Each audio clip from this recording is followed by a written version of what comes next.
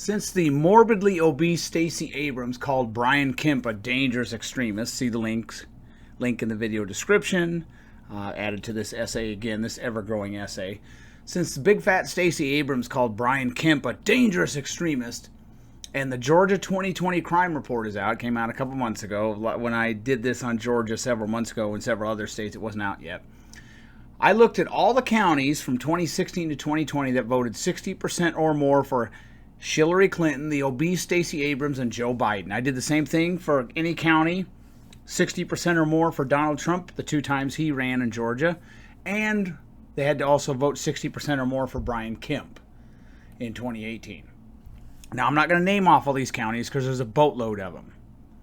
And this will again tie into Brian, Brian Taylor cohort, whatever his name is, that vanilla midget who just autistically repeated, oh, red states got a higher homicide rate than blue states without looking at demographics or counties.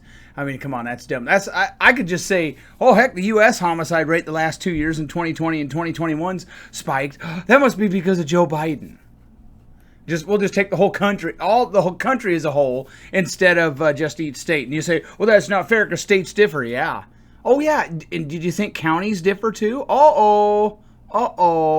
And then he could even start drilling it down to census tracts or cities. And that would be even worse for the Democrats. Now, cumulative murders for the counties 2016 to 2020 that voted twice for Donald Trump, 60% or more. So I'm finding outliers, the super duper supporters.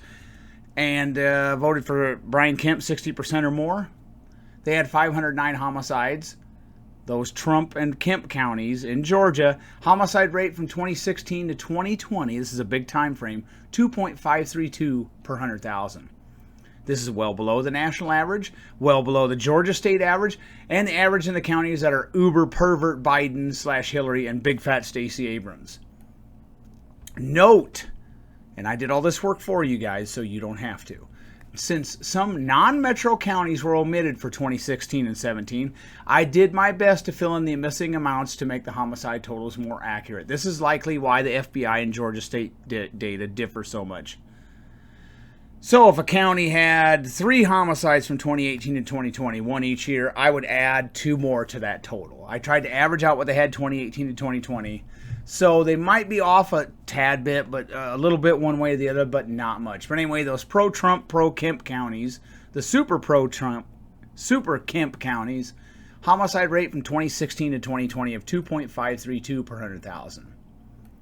Now the counties that voted for Stacey Abrams 60% or more in Georgia, Hillary Clinton 60% or more, Joe Biden 60% or more. So these are outlier counties in a battleground state. Did you know those counties had a homicide rate / murder rate of 11.581 per 100,000? So we have another case of, it doesn't matter if it's a high homicide state that voted for Biden, a low homicide state that voted for Biden, a high homicide state that voted for Trump, a low homicide state that voted for Trump. It's always the especially diverse Democrat counties, unless you're Portland, that's a bunch of white people going crazy. It's always the uber Democrat counties where the lion's share of the homicide is occurring. According to the FBI, Georgia from 2016 to 2020 had a homicide rate of 6.88 per 100,000. The national rate was 5.46, so Georgia is one of those high homicide states. Georgia's only categorizations for arrest by race, are white, which I presume includes Hispanic as well, but there is no indication. That's just an educated guess. The only categorizations for arrests are white and non-white. And non-white, I presume, includes black, Asian, Indian, etc. From 2016 to 2020, there were 2,202 arrests for murder / non-negligent manslaughter in Georgia. Of those 2,202 arrests, 75.61% of the arrestees were non-white. Blacks are 33% of Georgia's population. I guarantee it's not Asians because I've covered that data. Asians are a very small percentage, much lower than their percentage of the population of arrestees for violent crime and homicide. Blacks are 33% of Georgia's population. Essentially, you have roughly 1/3 of Georgia's population committing a 75% of the homicide. But if you want to expand it, non-white is 40% of Georgia. They're 75% of the arrestees for homicide. So, yeah, I think I've proved my point.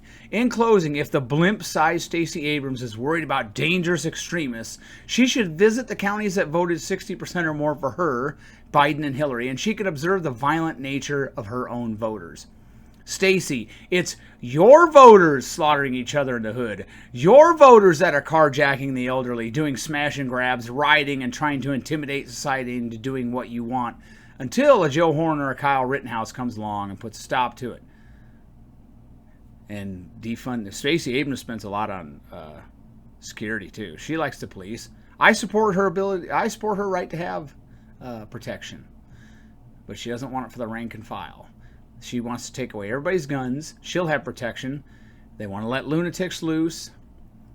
And if you live in one of those counties in Georgia that voted 70, 80% for Biden, you're not going to be able to defend yourself. Brian Kemp is not the problem. Rank and file Republicans are not the problem, Stacey Abrams. It's your voters. Have a nice day, and don't thank me now for the sobering information.